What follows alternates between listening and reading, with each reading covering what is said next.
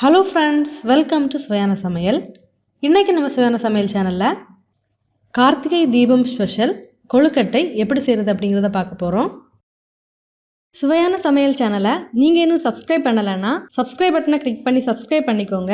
கூடவே பக்கத்துல வர பெல் ஐகானை கிளிக் பண்ணி ஆல் செலக்ட் பண்ணிக்கோங்க. இந்த சேனல்ல வர வீடியோஸை மிஸ் பண்ணாம பாருங்க. வாங்க வீடியோக்குள்ள போகலாம்.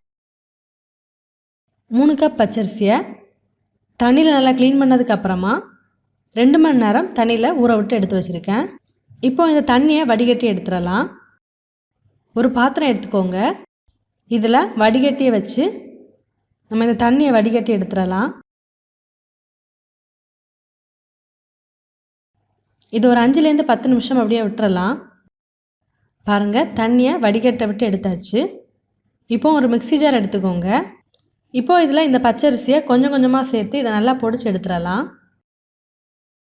பாருங்கள், இது நல்லாவே பொடிச்சு எடுத்தாச்சு. நம்ம பொடிச்சு எடுத்துருந்த அரிசி மாவை இந்த மாதிரி ஒரு சல்லடையில் போட்டு நல்லா சலிச்சு எடுத்துக்கோங்க. இந்த மாதிரி எல்லா பச்சரிசியையுமே மிக்ஸி ஜாரில் போட்டு நல்லா பொடிச்சு அதை சலிச்சு எடுத்துக்கோங்க. பாருங்கள், எல்லா மாவையுமே பொடிச்சு சலிச்சு எடுத்தாச்சு. இப்போ இதை தனியாக எடுத்து வச்சிடலாம். இப்போ இந்த மாதிரி ஒரு பாத்திரம் எடுத்துக்கோங்க. இதில் 2 கப் வெல்லம் சேர்த்துடலாம். இது கூடவே ஒரு 1/4 கப் தண்ணி சேர்த்துக்கோங்க. சேர்த்துட்டு இதை நல்லா கலந்து விட்டுறலாம். இப்போ இதை ஸ்டவ்வில் வச்சு இந்த வெல்லத்தை கரையை விட்டு எடுத்துடலாம். பாருங்கள், வெல்லம் நல்லாவே கரைஞ்சி வந்தாச்சு. இப்போ ஸ்டவ் ஆஃப் பண்ணிடலாம். இதை வடிகட்டி எடுத்துக்கோங்க. பாருங்கள், இதை வடிகட்டி எடுத்தாச்சு. இப்போ இதை தனியாக எடுத்து வச்சிடலாம். இப்போ ஒரு கடாய் எடுத்துக்கோங்க. கடாய் சூடானதுக்கு அப்புறமா இதில் 1/2 கப் பாசிப்பருப்பு சேர்த்துக்கோங்க. இந்த பாசிப்பருப்பை கருக விடாமல் மிதமான தீயில வச்சு நல்லா வாசனை வர அளவுக்கு நல்லா வறுத்தெடுத்துக்கோங்க. இந்த பாசிப்பருப்பை வாசனை வர அளவுக்கு நல்லா வறுத்தெடுத்தாச்சு. இப்போ இதை ஒரு பாத்திரத்தில் மாற்றி வச்சிடலாம். இப்போ இந்த கடாயில் 1 கப் துருவிய தேங்காய் சேர்த்துடலாம். சேர்த்துட்டு இந்த தேங்காவையும் நல்லா வறுத்தெடுத்துடலாம். பாருங்கள், தேங்காவையும் நல்லா வறுத்தெடுத்தாச்சு. இப்போ இதையும் எடுத்து தனியாக வச்சிடலாம். பாருங்கள், இந்த கொழுக்கட்டை செய்கிறதுக்கு தேவையான இலையை நான் எடுத்து வச்சுருக்கேன். பாருங்கள், இதுதான் திரளி இலை. கொழுக்கட்டையை இந்த திரளி இலையில் செய்யும்போது கொழுக்கட்டை ரொம்பவே வாசனையாகவும் சுவையாகவும் இருக்கும்.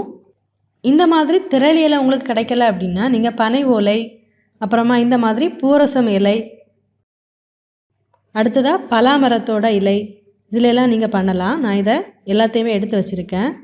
இதில் எல்லாத்துலேயுமே நம்ம எப்படி செய்கிறது அப்படிங்கிறத பார்க்கலாம். இந்த எல்லா இலைகளையுமே நான் தண்ணியில் நல்லா க்ளீன் பண்ணி எடுத்து வச்சுருக்கேன். இப்போ இந்த மாதிரி ஒரு தென்னை ஓலை எடுத்துக்கோங்க. இந்த குச்சியிலேருந்து இந்த ஓலையை தனியாக எடுத்துடலாம். இந்த ஓலை நமக்கு தேவையில்லை, இந்த தூக்கி போட்டுடலாம். இப்போ இந்த குச்சியை இந்த மாதிரி சின்னதாக உடைச்சி எடுத்துக்கோங்க.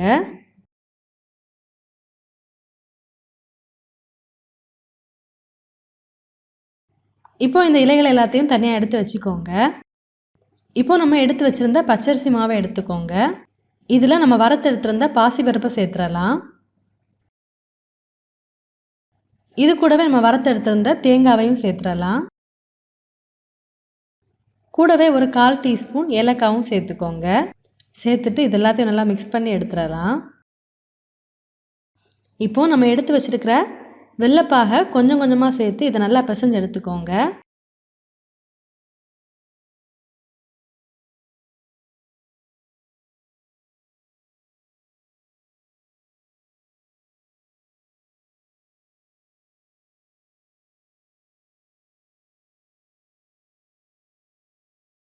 பாருங்கள், இது நல்லாவே பிசைஞ்சு எடுத்தாச்சு. மாவோட பதம் பார்த்திங்கன்னா இந்த மாதிரி நம்ம மாவை கையில் எடுக்கும்போது இது கையில் ஒட்டாமல் நல்லா சாஃப்டான பதத்தில் இருக்கணும். இதுதான் கரெக்டான பதம். இந்த மாதிரி செஞ்சோம் அப்படின்னா தான் கொழுக்கட்டை ரொம்பவே சூப்பராக வரும். இப்போது இந்த மாவை நம்ம இலையில் எப்படி வைக்கிறது அப்படிங்கிறத பார்க்கலாம். இப்போது இந்த மாதிரி கொஞ்சமாக மாவு எடுத்துக்கோங்க. அடுத்ததாக திரளி இலை எடுத்துக்கோங்க. இதில் நடுப்பக்கமாக இந்த மாவை வச்சு இந்த இலையை மூடி இந்த மாதிரி ப்ரெஸ் பண்ணி விட்டுறலாம். அடுத்ததாக இந்த தண்டு பகுதியை இந்த மாதிரி இலைக்குள்ளாடியே குத்தி விட்டுறலாம்.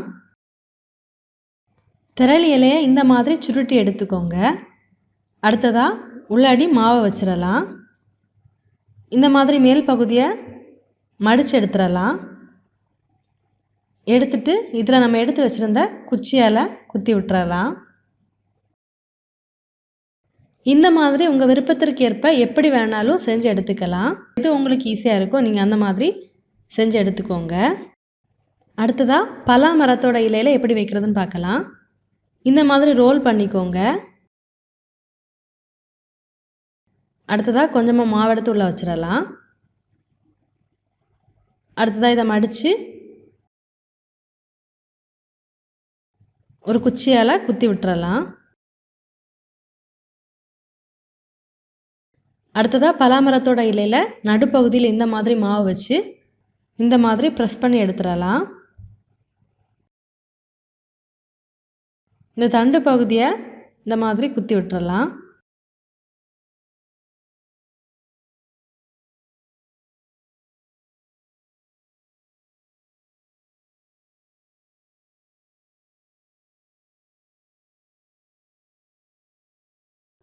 அடுத்ததாக பலாமரத்தோட இலையில் இந்த மாதிரியும் செஞ்சு எடுத்துக்கலாம்.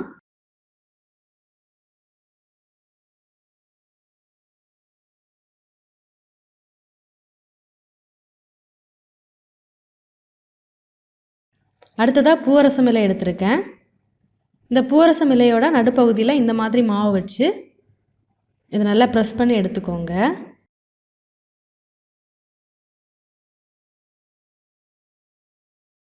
இந்த மாதிரி எல்லாத்தையுமே செஞ்சு எடுத்துடலாம்.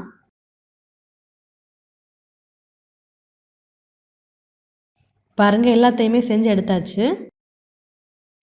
ஒரு இட்லி பாத்திரத்தில் தண்ணியை சூடாக விட்டுருக்கேன். இப்போது இந்த தண்ணியில் திரளி இலையோட குச்சிகளை சேர்த்துடலாம். இலை இருந்தது அப்படின்னா அதையும் சேர்த்துக்கோங்க. இப்போது இதுக்கு மேலே இட்லி தட்டை வச்சிடலாம். இந்த இட்லி தட்டோட மேலேயும் கொஞ்சமாக திரளி இலையையும் குச்சிகளையும் வச்சிடலாம். இந்த மாதிரி திரளி இலையையும் குச்சிகளையும் வைக்கிறதுனால கொழுக்கட்டை ரொம்பவே வாசனையாக இருக்கும். இப்போ இந்த திரளி இலைகளுக்கு மேலே நம்ம ரெடி பண்ணி எடுத்திருந்த கொழுக்கட்டைகளை அடுக்கி வச்சிடலாம்.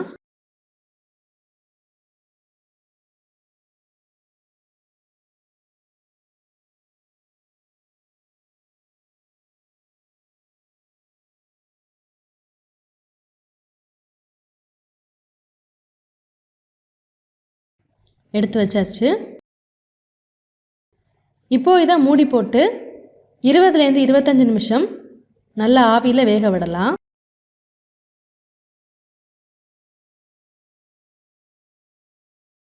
பாருங்கள், இதை ஆவியில் நல்லாவே வேக விட்டு எடுத்தாச்சு. கொழுக்கட்டையும் நல்லாவே வெந்து வந்திருக்கு. முதல்ல நான் திரளி இலையில் பண்ண கொழுக்கட்டையை ஓப்பன் பண்ணுறேன்.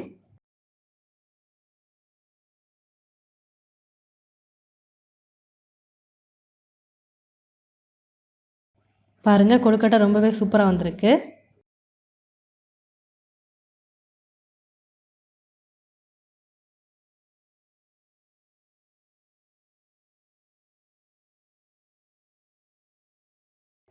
அடுத்ததாக பார்த்தீங்கன்னா பூவரசம் இலையில் பண்ணதை ஓப்பன் பண்ணுறேன்.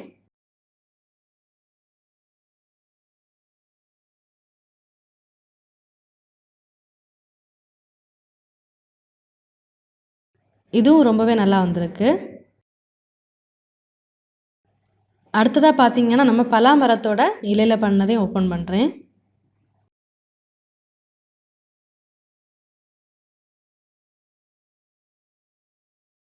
இதுவும் ரொம்பவே நல்லா வந்திருக்கு. பாருங்கள், ரொம்பவே சுவையான கொழுக்கட்டை ரெடி ஆயிடுச்சு. நீங்களும் இந்த மாதிரி செஞ்சு பாருங்கள். செஞ்சு பார்த்ததுக்கு அப்புறமா உங்கள் கமெண்ட்ஸை மறக்காமல் எங்களோட ஷேர் பண்ணுங்கள். இந்த வீடியோ உங்களுக்கு யூஸ்ஃபுல்லாக இருந்துச்சு அப்படின்னா உங்கள் நண்பர்களோட பகிர்ந்து கொள்ளுங்க. நீங்கள் இன்னும் நம்ம சுவையான சமையல் சேனலை சப்ஸ்கிரைப் பண்ணலைன்னா மறக்காமல் சேனலை சப்ஸ்கிரைப் பண்ணிக்கோங்க. இந்த மாதிரி சுவையான ஒரு ரெசிபியோட நான் உங்களை சந்திக்கிறேன். அது வரைக்கும் சுவையாக சமைங்க, சுவையாக சாப்பிடுங்க. இந்த வீடியோவை கடைசி வரை பார்த்ததற்கு நன்றி.